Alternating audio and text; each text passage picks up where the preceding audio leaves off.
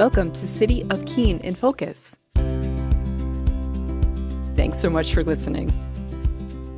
Hello and welcome to our next episode of City of Keene in Focus. My name is Asa Kramer and I am joined today by Elizabeth Furland, our city manager, Dan Langell, our city assessor, and Carrie Chamberlain, our finance director. Hi, everyone. Hey, good afternoon. How's everyone doing? Doing well.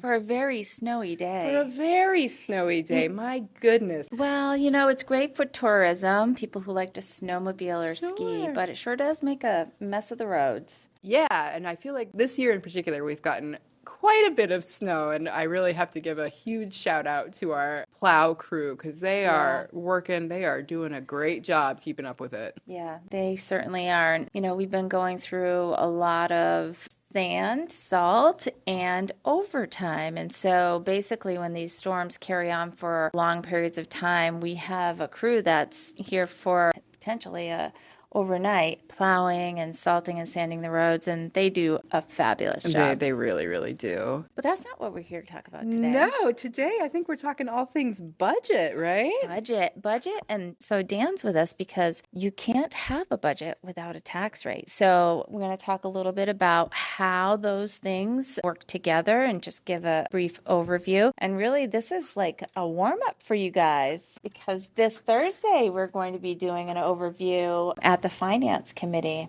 at 6 o'clock. Yes. And Carrie, it's your first time here on our podcast, but it's not your first time here at the city. Has it been over a year now? It was a year, mid-January. Yeah, you have been a very welcome addition to the team, and it's been a lot. I've actually talked about that before. Just going through a whole year cycle with the city, everything is new. We move from one thing right into the next, and you've had a lot of turnover in your department and your different divisions, so you've certainly had your hands full. Thank you. We're definitely moving in the right direction. Yeah, I think so too. So with the budget, we really are either doing the capital plan or the operating budget all year long because you move right from one into the other. Now, we do the full extensive update of our capital plan every other year, but we do have to update it every year when we do the budget. So right now, we are in the process of updating our capital plan. So this capital plan will go from 2027 to 2033 and beyond. So if you want to take a look at our capital plan, go to keenenh.gov.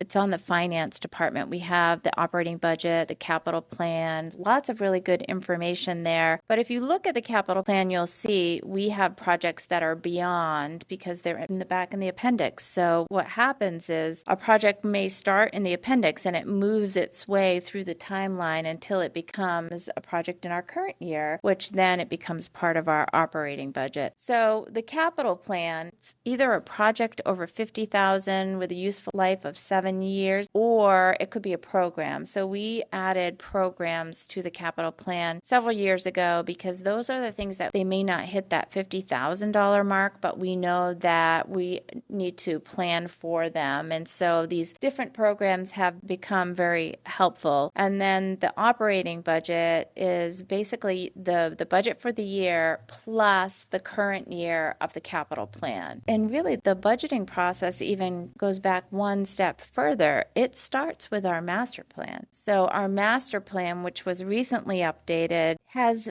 within it certain priority areas for the city, things that the people who live here want to see the city focus on. And there are lots of initiatives in the master plan that are then also discussed as part of the city council goals. And so when the departments are putting their budgets together and their capital projects, they are really tying those budget items, those projects, to both the master plan and the city council goals. So what do we have coming up right now? So this Thursday at the Finance Committee meeting at 6 p.m., Dan and Carrie are both going to be doing that overview. But after that, the following week on Tuesday, we have our capital planning process kickoff, which is going to be at Heberton Hall. It starts at 5:30. Now, this is considered a workshop. So what does that mean? That means the public can come, watch, listen, but not participate. This is a workshop for the city council and the mayor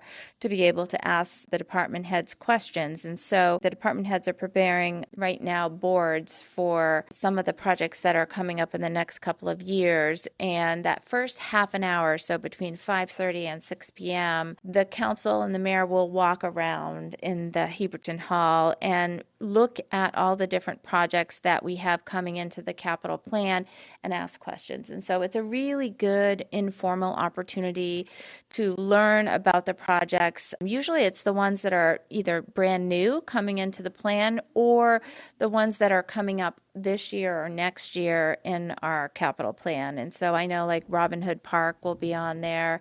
And then we have a perimeter fence project that's getting ready to kick off up at the airport. So those projects, those larger projects, will be the focus of that first half an hour. And then there will be a presentation. And, it's going to be Don Lucier because honestly, if you look at the capital plan, the majority of the projects are coming from Public Works, and so they've always led that initial presentation of the capital plan. And so there'll be a presentation that will happen for probably about an hour, and that'll give the council an opportunity to ask questions. Now, we also invite the planning board members because under state law, the capital plan is actually something that the planning board adopts. And I know that sounds weird because it's a budgeting tool for us, but it is a long-range plan. And so under state law, it's the planning board that adopts it. And so even though it'll go through our budget process, it will also be adopted by the planning board and by the city council and then rolled into our operating budgets. And so that's the kickoff, Tuesday, March 3rd, 5:30 at Heberton Hall. And then we have lots of individual presentations. Carrie, want to talk a little bit about the upcoming schedule for the presentations at FOP? Sure. So after the kickoff presentation, we have some special meetings that are scheduled on Tuesday, March 10th. We have a special finance committee meeting, and that is where we will have assessing the city clerk, IT, facilities and community services, community development, our parking fund operations, police, fire, parks and rec do their presentations. And that meeting is open to the public so that they can get a better understanding of what the projects are. The second meeting that we have is on Thursday, March 12th. That's also a finance committee meeting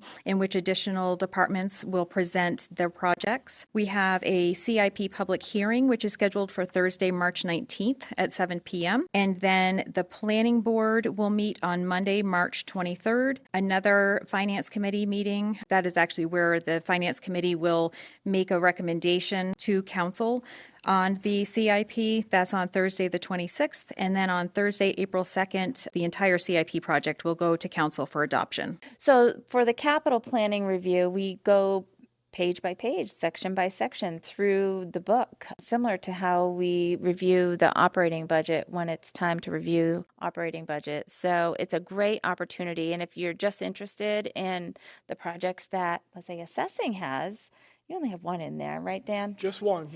Yeah, it's the reevaluation. Just a minor one. Yeah, just No a one really- minor one, yes.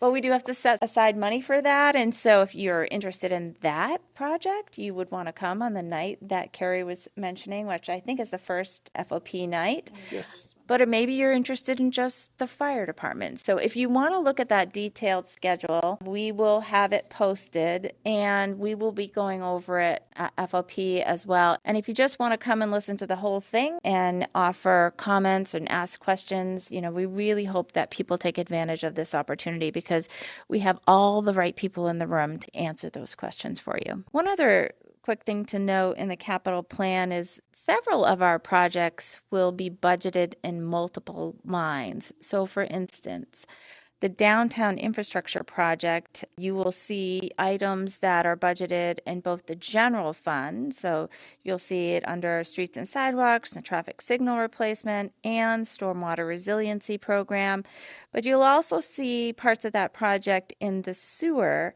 fund and the water fund. And so when we have projects that are budgeted in multiple lines, multiple divisions or departments, there is a consolidated funding overview in the CIP, which is also helpful to be able to cross-check because I know understanding the general fund is the portion that is raised by general taxation, so by your taxes, whereas the water and sewer fund is supported entirely by the rates. And so those that have water and sewer services with the city and are billed for those services, they are paying for that portion of the project. So in addition to the capital budget process, we are rolling into the fiscal year 27 operating budget process.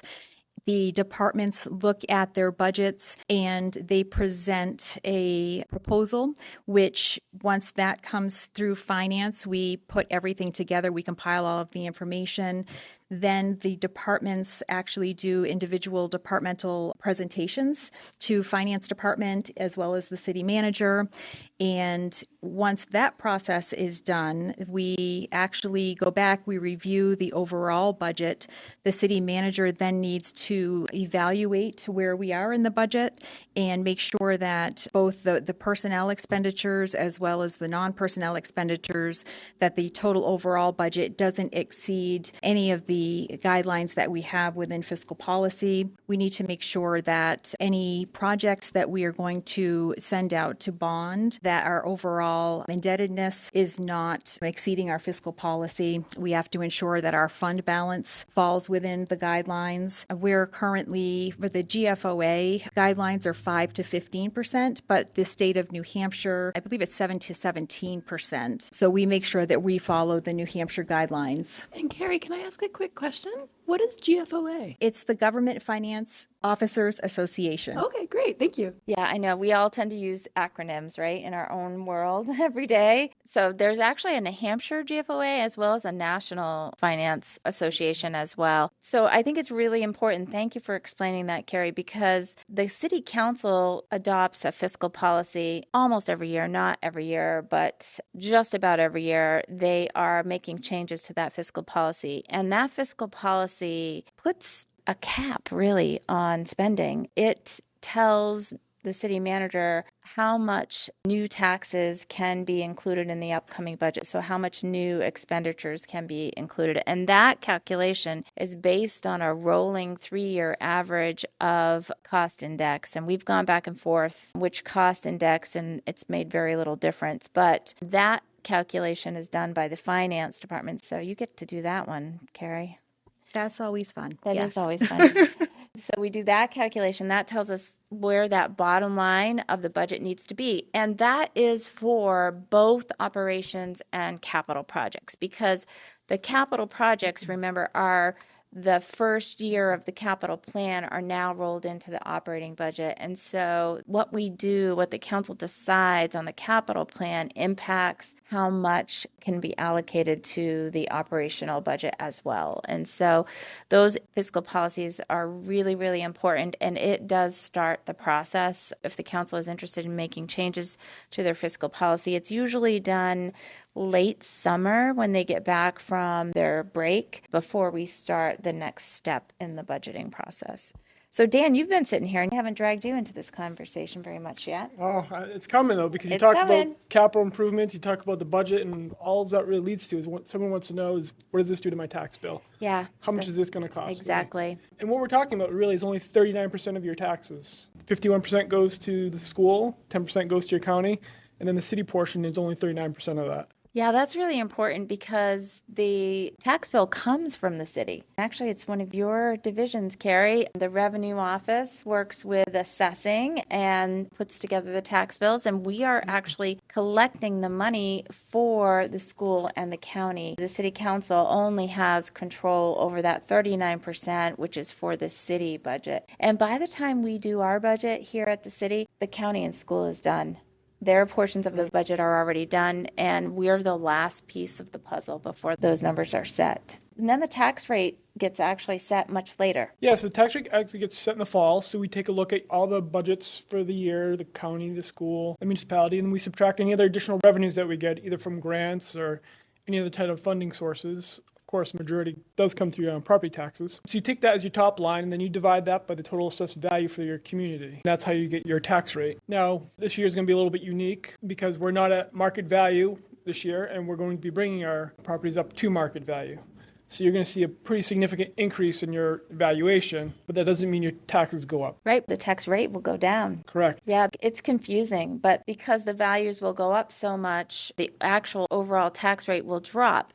And I know we've talked about this a little bit before, Dan, on this podcast, but it's not a one-for-one. Yeah, so it's not. There's always a tax shift, and just because one property goes up, that doesn't mean property across the city goes up at the same rate, or commercial property versus a residential property. The market really dictates what the values of these properties are. That's nothing that we're dictating. We're just analyzing what the market does. And as different properties go up at different percentages, that shifts tax burden onto whoever goes up at a greater percentage. We saw this in 2021 where your residential properties went up more significantly than the commercial. So there was a tax shift. Residential payers, even though the tax rate went down, their taxes still went up. Right now, we're still seeing that again. The residential property is just going up at such a rate, it's hard to have anything else to offset that. Yeah, and the most affordable residential properties, it's pretty easy to see. If you go and you take a look at your assessment right now, if you go to the city's website under the assessing department, pull up your tax card and look at your value, then take a look, and Dan hates it when I use this example, but it's just like the easiest one. Go look it up in Zillow and see what's, I'm sorry, but go look it up in Zillow because it will tell you what, pretty close of what the market value of that property is, and you'll see the difference. And so if we are at the city are going through this revaluation of bringing all these properties up to market value, that's going to be a big jump for residential properties, and especially the more affordable residential properties. To try to offset some of that, we will be looking at our exemptions and credits to try to help the most vulnerable of the community. So obviously the city council has to make that determination. When we get tax bills in the city, we get billed twice a year. The first one usually goes out around June to July, and the second one goes out in the fall, usually due by December 1st. So your first tax bill is always an estimate of the previous year. So you're using the value from the previous year and using half the tax rate from the previous year. When you get your final bill in December, so for this year, that's going to include the new value. So any changes made to the property, plus we're doing the revaluation, then also takes into consideration the new budget for that year. So if you owe more, then you see a bigger tax bill into the year. If you owe less, then you'll see a smaller one. So depending on what happened with the budget cycles and what happens with your value. I think that as we move through this process this year for capital planning, for the operating budget, for the revaluation, we'll try to share as much information as possible and offer as many opportunities as possible for people to be able to come in and ask questions. Dan's staff is really great about answering questions, anything related to either your property tax card, or the tax rate and that process. So they're located on the second floor of City Hall. Carrie's office, which is collecting the taxes on the first floor, the revenue office, they are also really great about answering questions, but they're not going to answer the budget questions. That's going to have to come from Carrie's office or me. So those types of questions really should come to us so that we can get out the correct information, because revenue is really just collecting it. So if you have a question about what's been billed to you or when it's been billed, the revenue office can answer those questions. And if you have a question what's on your tax card, the assessing office can answer that. But when we go through the reval process, there will be a very large effort to outreach. Yeah, so we'll be doing a lot of outreach leading up to that. Obviously, there's this podcast here. I'll be on the radio. We'll be doing the presentation on Thursday. And then we'll continue to be updating our website. That's a great source to post any updates that we have on the website. And then each individual property owner will be receiving a letter from us notifying them of what their preliminary value is. So we'll go over a brief process of what we've been through for the past year, what their projected value is, and then we have some times available for someone to come in and speak with the representatives who set those values. So if they have questions on the process, what sales happened in the city that are comparable to their property, if they have other information that we may not have known about their property. So there'll be time before we set those final values, so everyone has a good opportunity to have an understanding of the process. So last year during the budget process, again, if you take a look at the budget and the budget memo that I create each year, it's posted on the finance section of our website. The budget memo attempts to break down what some of the drivers in the budget are and also sort of like what the one-time things are that are happening. So for instance, last year we start with the fiscal policy for the city council, and the CPI calculation was actually 4.1% last year. Was kind of high, which is not surprising because of the cost of living index. But the budget that we proposed and the council ultimately adopted, the city's portion of the tax rate was increasing only 2.06%. So well below the fiscal policy limitations. And that resulted in about 28 cents increase on the tax rate for the municipal portion. But again, remember, the tax rate is made up of the city, the school, and the county. So even though our percentage was in line with fiscal policy, it was well below fiscal policy, the overall tax rate did increase much more than that. And, a big portion of it is related to the school district. I know I've talked about this before, but the way that education is currently funded in the state of New Hampshire is creating all sorts of issues at schools across the state. They're not funding an adequate education. Their funding is based on enrollment, but we know that families are not having as many kids as they once did. And so population is declining, and we're not seeing as many children in the school districts. And so the formula is reducing the amount that the schools are receiving, but not enough to, let's say, eliminate a teacher. It's never an equal distribution. And so there's this real struggle with the school district budget right now and the funding. And, we've seen several lawsuits over the years about adequate funding for school districts. I don't know what the answer is. They're just going to keep fighting it out because they haven't figured it out yet. And no matter what we do at the city level, that is going to continue to be a struggle moving forward, I anticipate. But for us, we have projects in the capital plan, and what we try to do with the capital plan is look at the bottom line and try to keep it somewhat level in terms of new dollars being raised for those capital projects, so that we are setting aside money in our capital reserve accounts and planning for the future in an attempt to avoid spikes in the tax rate as a result of projects. And then we try to do the same with the operating budget. There's always lots of needs, but we have to prioritize those needs every year and take a look at what's happening. And we look at not only the city's portion of the budget, but the whole tax rate in general, because we recognize that it's really getting, I think, harder and harder every year. So much pressure is put on the residential property tax to do so many things, but it is the system that we have here in New Hampshire. The other thing, so you look at the revenue side, what's happening in terms of funding. There are a few things that we do here at the city also to try to generate revenue outside of just getting it through property taxation, and that is grants. And we do a really good job. And Carrie, your team does a great job managing all those grants. But next week, I have a meeting with several of the departments to strategize which grant applications would be the highest scoring for a potential congressionally directed funding request. And so we'll take a look at what the parameters are. We'll look at the projects in our capital plan. We'll brainstorm which one we think would be able to score the highest and then prioritize that. I mean, really a lot of effort is done at maximizing revenues and getting as much grant funding as possible.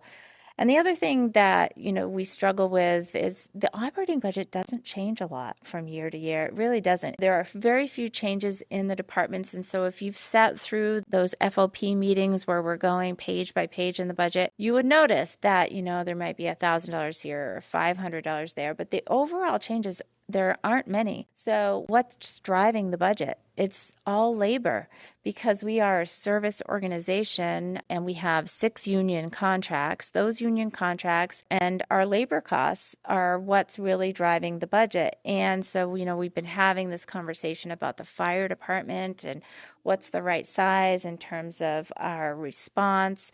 And those changes are the ones that are going to impact the city's portion of the budget greatest. And I say this all the time, and the only way really to influence the city's portion of the tax rate is to eliminate or reduce services. If the community decides, I don't want to have my leaves picked up anymore, there's a service. If the community decides that I don't want to provide as many programs through Parks and Rec, those are the things where cutting $500 for operating expenses, maybe for chemicals for the water treatment plant, is not going to really move the needle. So if there is a desire to really move the needle, really the place to do that is to look at city services. But oftentimes we have these conversations and, one, why do we pick up leaves? Why we pick up leaves? Dan, you do. I do. It's more of a drainage maintenance program, Right. so our water lines are getting clogged. That's right. Yeah. Causing more costs. That's right. Flooding, which we've done a lot of work to try to mitigate flooding throughout the city.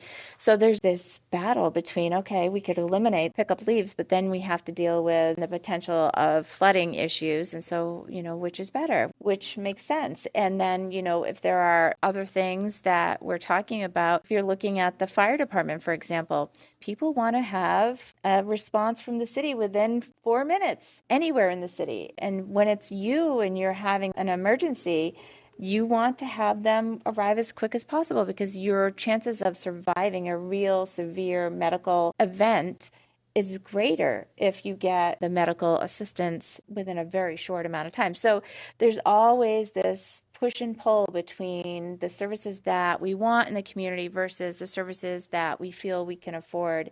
And so I guess I just want to bring it back to the big picture, because it does all start with the master plan. What are the things that are most important to the community? And then it goes to the city council. What are the things that they are prioritizing in their city council goals?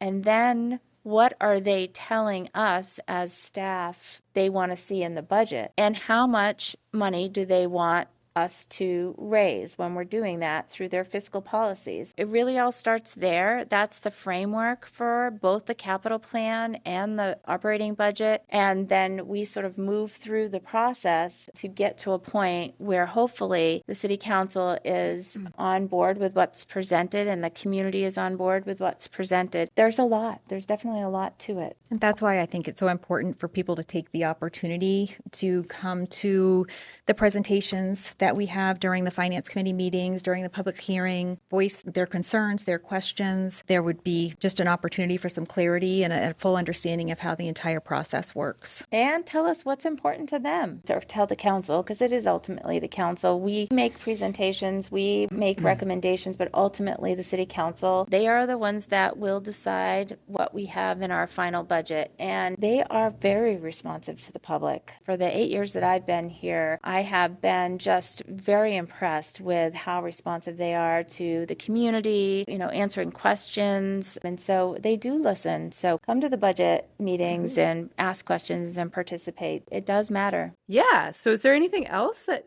anyone would like to add to this discussion today? It's a really good conversation. It's a lot. I mean, it's budgeting 364, like 364 Yes. days a year. Yeah. Like you finish one, you're moving on to the next. Yeah, and you're problem solving all year long too. So even after the budget is adopted, you're still problem solving because something happens, something breaks, something we didn't anticipate. We have to save money over here to pay for it over there. And it never stops. The budgeting process really never stops. Well, thank you, Dan and Carrie, for coming today to talk to us about the budget process and for doing your presentation on Thursday. I think it's a great start, and there'll be lots more opportunities to present and ask questions as we move through the process. And I think if that's it, we will wrap up for today, and we will see you next time. Thanks for listening to City of Keene in Focus. We'll see you next time.